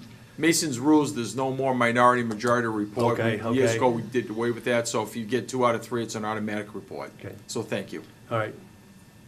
Again, please restate. After meeting on May 9th, the committee recommendation is to grant. Thank you, Mr. Chairman. Okay. Council's heard that recommendation read to grant communication 52. Are there any comments or questions on the floor? Councilor Cormier. Thank you very much. I do wholeheartedly support C-52. I know that it's, never a good time to spend this kind of money. We're talking about a police station, we're talking about athletic fields, we're talking about everything else going on, but, something like this, doesn't come by very often, that we have the chance to acquire a piece of land like this that we could use for open development or any of the things that were talked about the other night, a community vegetable garden or a dog park or anything else that anybody wants to do up there. I often walk up at Shoalin Farms and, I often think to myself what it would actually be like up there if there was there'd be probably hundreds of homes in that, it'd be a subdivision up there. And I'm sure that a parcel of land like this would be no different. And I think it was mentioned that you could even, along the frontage, based on the zoning, you could have like some type of a condo, line of condos with some kind of a subdivision in the back. So, if we let a piece of land like this go to a developer, I think about what it does to our schools, the strain that it puts on our schools. We have funding problems as it is in our schools. We're going to throw more kids in there, and everything that comes along with it, water, sewer, all the infrastructure problems that, having a parcel of land like this, containing many, many, many homes in a subdivision. So I certainly am in favor of the mayor pursuing this, and I think it'll be a good outcome, for the city in the long run. Thank you. Thank you, Councilor. Any other comments or questions? Councilor Frida. I will not be supporting this tonight. It's probably maybe the second time in 30 years I haven't supported buying land. But without knowing what's proposed for it, having no grants, matching grants or otherwise, it is a good deal. I read the appraisal. It's certainly a good deal for us. But but with the financial issues in the schools, the land for the police department, I just think that $350,000 is a lot to spend right now. So, I'm not gonna be supporting it. Thank you, Counselor. Any other comments? Counselor Shalfo Zephyr, please. Thank you very much. We had this conversation, I think, at the subcommittee meeting, and I was the third member of the City Property Committee who was not in favor of this, and I won't be supporting it this evening. And I think to go along with Council Frieda, I think $350,000 is a lot of money. It's a good, I understand, I'm an open space lover of, Shoreland Farms and everything like that, but we did have a conversation about this coming at a particularly bad time because we haven't even started our conversations about the budget. We don't know what kind of funding issues, what kind of challenges we will be hearing about and discussing during the budget. So that's why a $350,000 expenditure, while it is it's a beautiful piece of property, I think it is a very good value, is just something at this particular moment before we decide on our budget, vote on our budget, discuss our budget, is just something I can't go along with. Thank you. Thank you. Any other comments or questions? If not, this would be a roll call vote. My throat is sore, I'm sorry, apologize. Counselor David Cormier. Yay. Counselor Pauline Cormier. Yay. Counselor Frank Gottinger. Yay. Counselor Mark Bonanza. Yay. Counselor Gail Feckley. Nay. Counselor Susan Shalfo Zephyr. Nay. Counselor Claire Frieda. Nay. I shall be recorded as nay. It's a draw, 4-4, so therefore it does not pass. Wow. We'll now move on to Communication 53. Is the chairman ready to report? Thank you, Mr. President. Communication C-53, Dean J. Mazzarella, Mayor, requested the property known on the assessors as map 302, block 1A, and located on Jungle Road be declared surplus. The committee met on May 9th and requested further time, I believe was the recommendation. Thank you, Mr. Chairman. Councilors heard the recommendation read for further time on Communication 53. Are there any comments or questions on the floor? If not, all those in favor of the recommendation, please indicate in the usual manner. Those opposed by a vote of 9-0, further time has been awarded. Now move on to the reappointments. Madam Chair, you're ready to report. We'll take the first one, the planning board, please. Yes, Mr. President, reappointment Planning Board, Patrick Perla and Fredericks with terms to expire April 15th, 2023. I had asked for further time on this, the last meeting, and had requested that the president ask the mayor if he was planning on reappointing the chair of the planning board, Mr. John Sousa. And I'm wondering if you had any reply. I have not. Okay.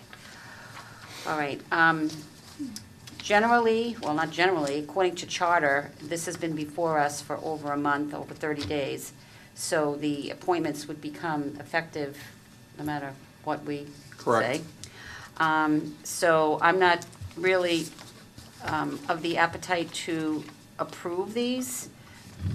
Nothing personal against Mr. Pearl and Mr. Fredericks, who I feel do a good job, but just as a matter of course, that we did not receive that information, and that I find that it's a little bit of a puzzle that the mayor has not either let us know whether or not he's going to reappoint Mr. Sousa, whose term has expired as of April of 2015.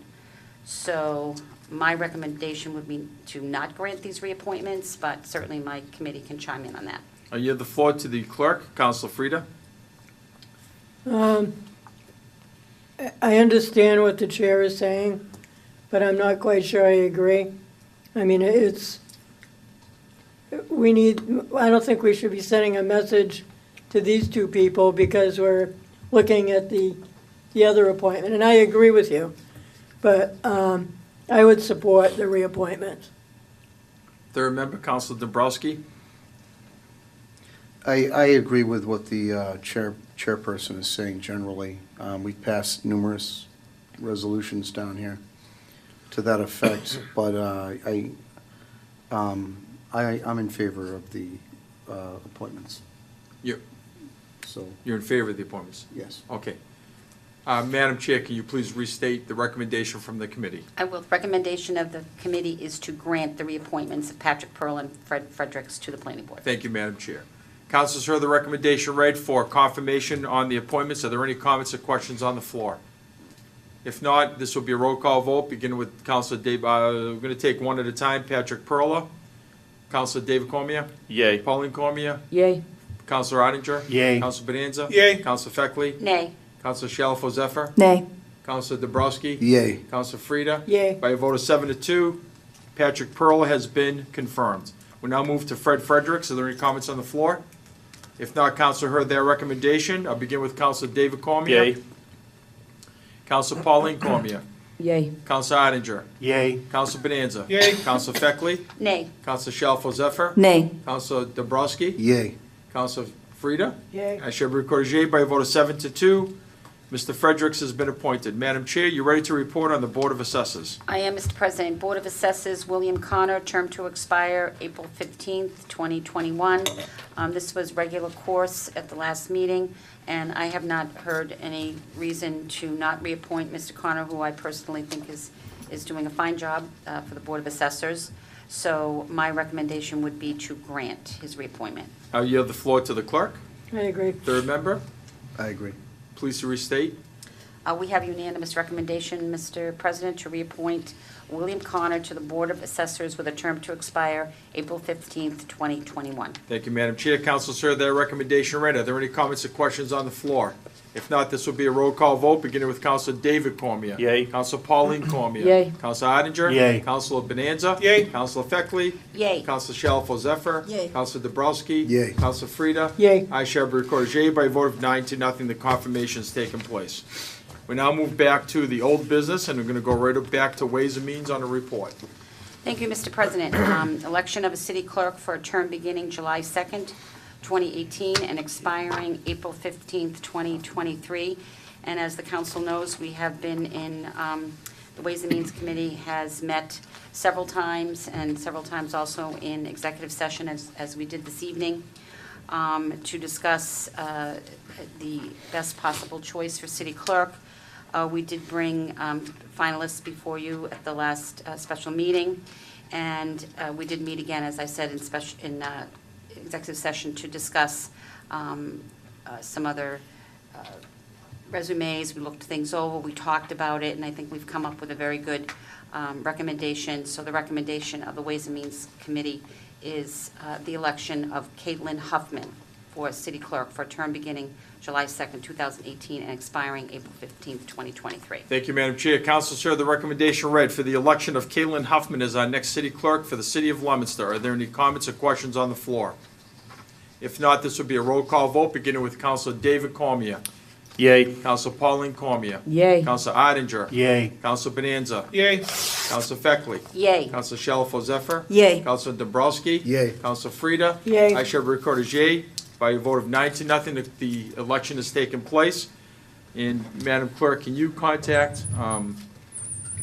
Caitlin tomorrow morning? It's going to be a little late tonight by the time we get out of here, but you can get back to me on that, okay? I'm winning. I'm going to pause for a moment. We knew going into this year was going to be quite a challenge as far as with Lynn retiring.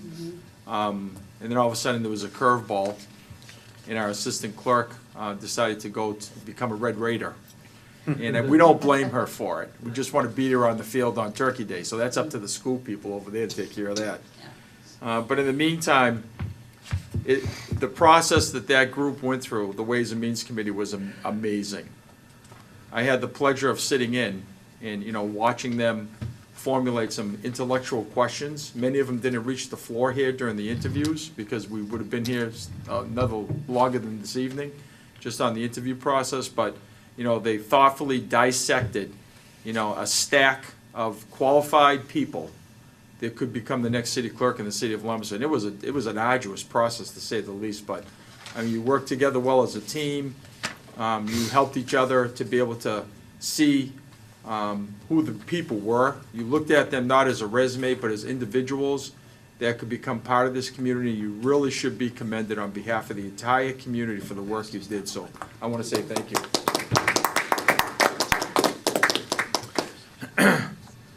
Now, with that being said, we're going to now move to the second reading of the ordinance, and I know Councilor Dabrowski's been looking forwed to this since early this evening.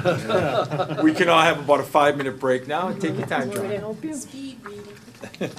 No, I'll just do it, I got it. Second reading of an ordinance, amend Chapter 13, Section 1377 of the revised ordinances entitled Stop Signs to insert the following.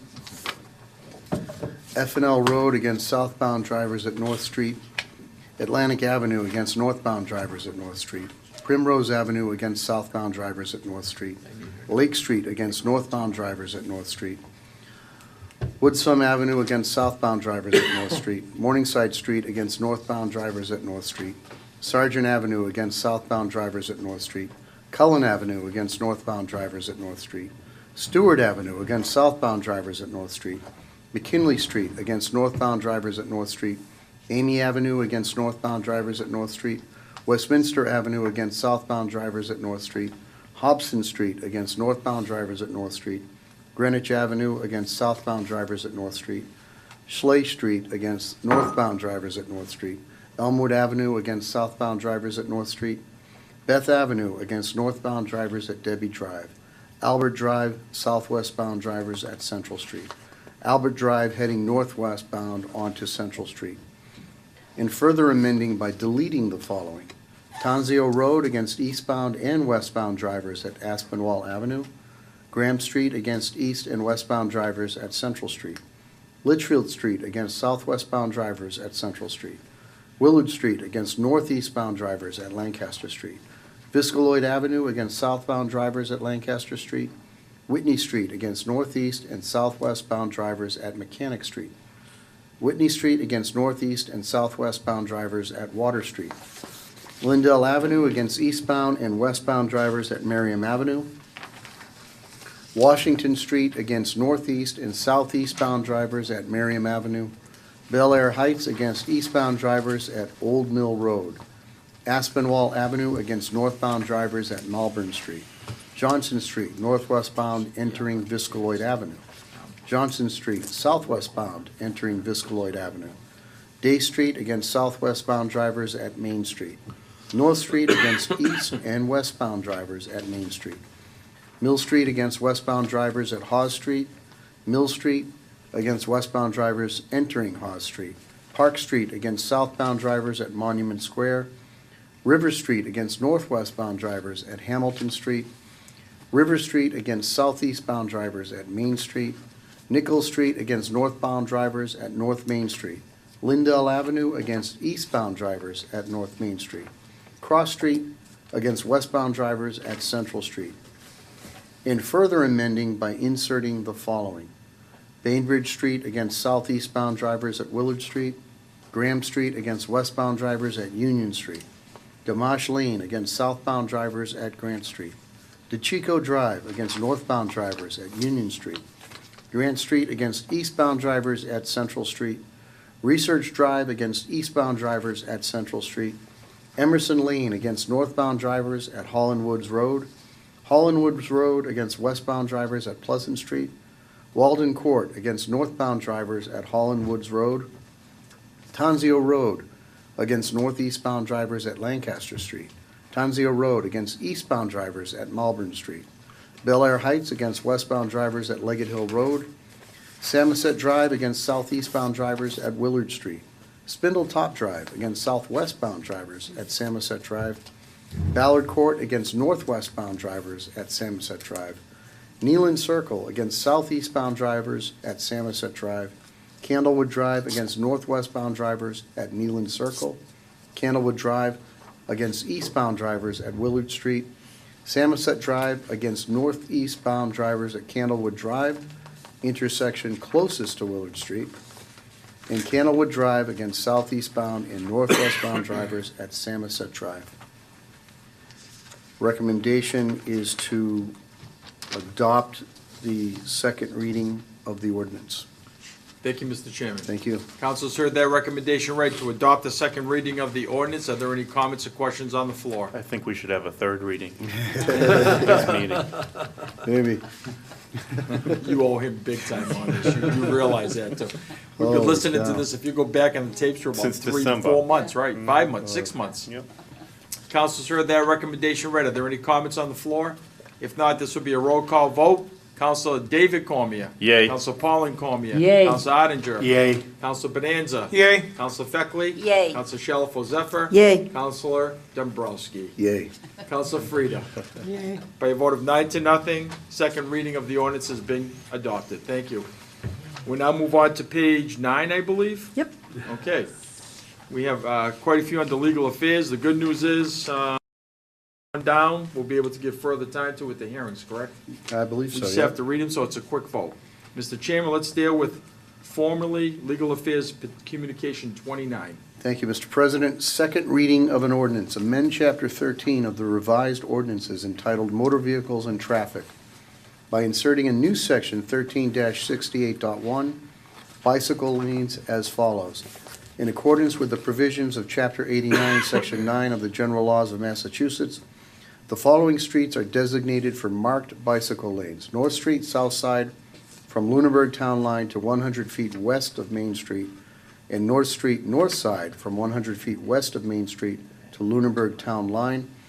The recommendation is to adopt the second reading of the ordinance.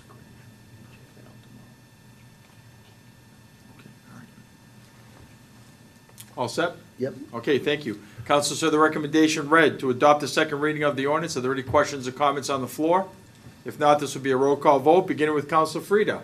Yay. Councilor Dombrowski. Yay.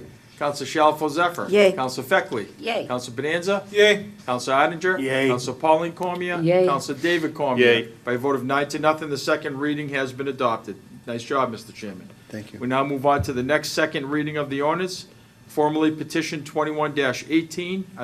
Are you ready to report? I am. Second reading of an ordinance, amend Chapter 13, Section 13-66.6 of the revised ordinances entitled Senior Citizen Parking by rescinding Section 13-66.6 in its entirety. This matter is scheduled for public hearing on May 29th at 6:45 PM. Recommendation is further time. Thank you, Mr. Chairman. Councilors heard recommendation for further time. Are there any comments or questions on the floor? If not, all those in favor of that recommendation, please indicate in the usual manner. Those opposed, by a vote of 9-0, further time has been awarded. Mr. Chairman, are you ready to report on formally petition 22-18? I am. Second reading of an ordinance, amend Chapter 13, Section 13-88 of the revised ordinances entitled Left Turn Prohibition by inserting Albert Drive, northwest bound to Central Street, southbound. We have a hearing scheduled for May 29th, 2018 at 6:50 PM. Recommendation is further time. Thank you, Mr. Chairman. Councilors heard that recommendation read. Are there any comments or questions? If not, all those in favor of the recommendation for further time, please indicate in the usual manner. Those opposed, further time has been awarded. Thank you, Mr. Chairman. Mr. Chairman, formally petition 25-18. Are you ready to report? Thank you, Mr. President. Second reading of an ordinance, amend Chapter 13, Section 13-79 yield signs by inserting Litchfield Street facing drivers on the exit to Litchfield Street from Central Street northbound, and Litchfield Street facing drivers exiting Litchfield Street heading southbound on Central Street. We have a hearing scheduled for May 29, 2018 at 6:55 PM. Recommendation is further time. Thank you, Mr. Chairman. Councilors heard that recommendation read. Are there any comments or questions on the floor? If not, all those in favor of the recommendation, please indicate in the usual manner. Those opposed, by a vote of 9-0, further time has been awarded. Thank you, Mr. Chairman. We now move to petition 36-18, second reading. Mr. Chairman, are you ready to report? I am, Mr. President. Second reading of an ordinance, amend Chapter 13, Section 13-40 of the revised ordinances entitled 1 Hour Parking between 8 a.m. and 8 p.m. by deleting in its entirety Central Street westerly side, beginning a point 120 feet south of Union Street southerly for a distance of 205 feet. We have a hearing scheduled for May 29, 2018 at 7:00 p.m. Recommendation is further time. Thank you, Mr. Chairman. Councilors heard that recommendation read. Are there any comments or questions? If not, all those in favor of the recommendation, please indicate in the usual manner. Those opposed, by a vote of 9-0, further time has been awarded. Thank you, Mr. Chairman. We now move to formally petition 37-18, second reading. Are you ready to report? I am, Mr. President. Second reading of an ordinance, amend Chapter 14, Section 14-21 of the revised ordinance entitled ingestion of medical marijuana on public property by deleting the current text in its entirety and inserting in its place a new section 14-21 entitled Consumption of Marijuana or Tetrahydrocannabinol, THC. We have a hearing But you're scheduled. gonna go right to that. Yeah. We have a hearing scheduled for May 29, 2018 at 7:10 PM. Recommendation is further time. Thank you, Mr. Chairman. Council's heard the recommendation for further time. Are there any comments or questions? If not, all those in favor of the recommendation, please indicate in the usual manner. Those opposed, by a vote of 9-0, further time has been awarded. Mr. Chairman, we'll now deal with 42-18, second reading. Are you ready to report? I am, Mr. President. Second reading of an ordinance, amend Chapter 13, Section 13-77, entitled Stop Signs by inserting King Avenue against westbound drivers at Stewart Avenue. Again, we have a hearing scheduled for May 29, 2018 at 7:05 PM. The recommendation is further time. Thank you, Mr. Chairman. Council's heard that recommendation read for further time. Are there any comments or questions? If not, all those in favor of the recommendation, please indicate in the usual manner. Those opposed, by a vote of 9-0, further time has been awarded. Great job, Mr. Chairman. Thank you. Thank you. Update on police station, LHS Athletic Complex. I was pleased when Bill came down the other night from the assessor's office and talked a little bit about the police station situation, so that seems to be moving forward. The women in Bingham has indicated to me again that by the end of this month, they should have revised modifications on the high school athletic complex. So I'm gonna be asking the mayor to come down with them and give us or maybe the school department as well, and give us an update on what's happening with that piece as well. So there's really anybody have any questions on that tonight? Okay. Anything under new business? Councilor Dombrowski. I just need to schedule a meeting with the Legal Affairs Committee and also Kristen Kelly that we talked about earlier. Right. Planning board, I would think, right? Well, I think Right. she's got a couple members that Two members are of the board. interested, yeah. So, how's Thursday, May 31st, looking for people? I can't do that. Okay. How about, we want to do this sooner rather than later, I correct? could do the Wednesday, the 30th, if that's available to everybody. The Wednesday was bad for Kristen. Oh, that's right. Yeah. I can't do it either. How about Thursday, the 24th, is that? Nope. No? I can't do that either. Memorial Day, things happening, and June High school 4th is things. an off night, I'm good that night. Wednesday, Monday, June 4th? I can't do it. Okay, That week is okay though, that week is good? except for the 5th, 4th and 5th. are we in a rush? We get some We are, urgency. that's there's some it's time urgency. sensitive, so we've got to figure this out. Yeah, how about June 7th, Thursday? No, I can't do that. June 6th, Wednesday, I could do June 6th early, like 5:15, Yeah, I can do that. I can do the 6th early. sound good? What's the date again? June 6th, 5 June- o'clock? June 6th, 5 o'clock, Wait okay. a minute. I can't do the 6th. Oh, you can't, okay. Yeah. Who can't? Let's go backwards. Could they do a Saturday morning if the doors are open and it's posted for a subcommittee meeting? When's our first? Why not? When's our first hearing Just on the 29th? Building's open. May 29th. On May 29th. We just added some. About doing it early on the 11th. Planning board has meetings the same night as us, don't they? June 11th? Yeah? Can we meet at like 5 o'clock or? I could do that. I mean, if we can meet early on the 29th, I'd prefer that, but I am available on the 11th, obviously, at that time. Or Tuesday, the 29th? Yeah, we have That's a the city meeting. council meeting. I just wonder what our first hearing is that night. I think it's 6. Yeah. Why don't we meet at 5 o'clock on that night? 6:45. Check the back. June 11th, 6:45, continuation of the hearing. No, May 20th. Oh, May 20th, I'm sorry. What day? May 29th. May 29th. That prime? We have 6:45. We have Right. I can 6:15 do- Jim Whitney. That, 5 o'clock? 5:30 even, if you want. Depends how much 5 time you want. 5 o'clock? 5 o'clock? May All right. 29th, May 5 May o'clock? 29th, 5 5 o'clock, it is. Legal Affairs. Any other committees need to meet at this point? Okay. Council Bonanza, what's your anticipation for the schedule for finance, for the budget? I don't have one yet. I'm gonna meet with John Richard Right, this week, and I'll, okay, we usually don't see too much till the in first committee meeting in until, June. yeah. So just kind of keep that on the back. Yeah, it's coming. Can we, In the back can you right kind now. of check those when you get the dates? Yes. Perfect. Okay. Anything else on the new business? Old business? Community calendar. One last shout out. Gold Star father John Roberge.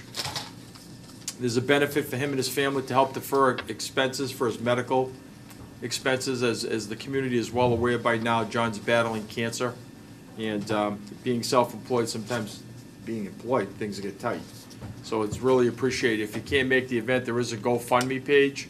John Church is pretty much spearheading it with a few other people, doing a great job with it. And it's going to be this Friday night at the Elks from 7 to 11. Tickets are limited based on how many people can actually be in the Eagles. And they're going to have a DJ, raffle, light snacks, a lot of fun, and try to give John, some good spirit from the community. So we appreciate everything he's done and everything that's happened in his life, and we want to give back as much as we can. So that'll be, again, that's this Friday night. What time, Okay? Mark? 7 to 11-ish. And again, that's at the Eagles, all right? Okay. Anything else under the community calendar, Counselor? Not under the community calendar. Yeah, go ahead. This is a letter, I think, that we all got copies of dated May 10th. From the City Hall, attention, City Council board members.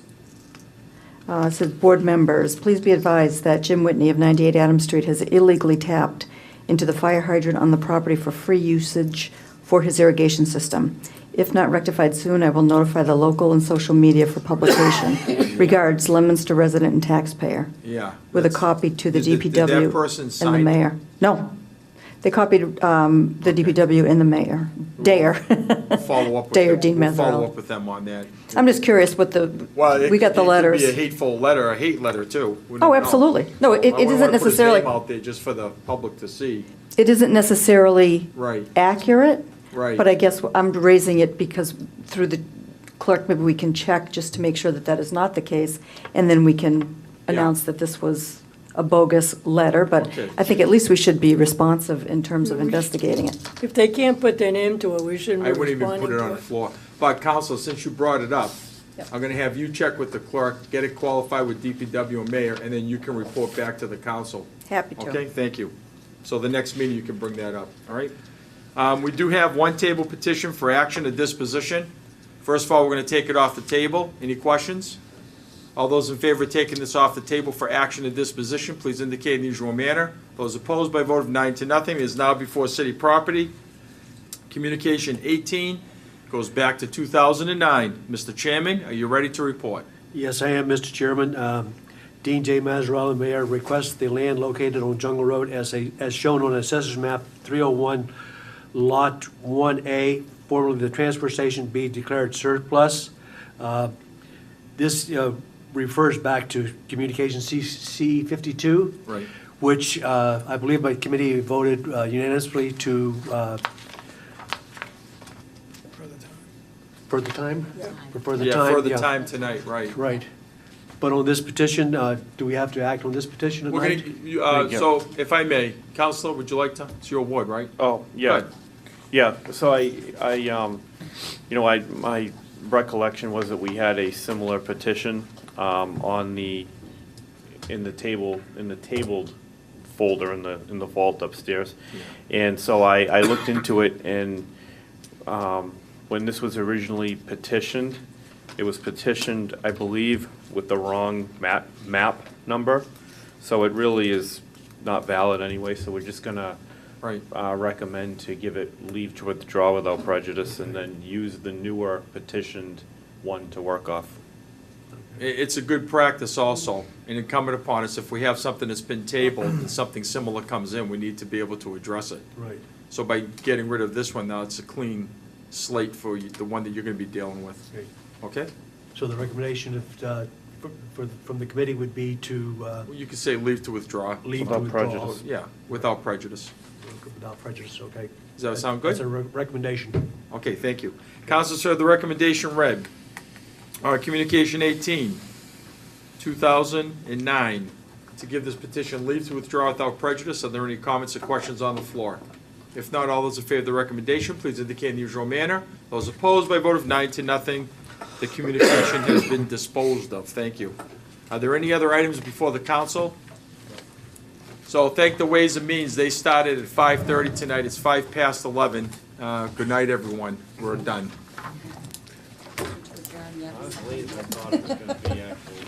Well, that's because we started a half hour Thank earlier the than people we down used on to. the library board. The Leominster City Council meeting is brought to you by the generous support of the Service Oil Company, 345R Lancaster Street, Leominster, 978-466-1922.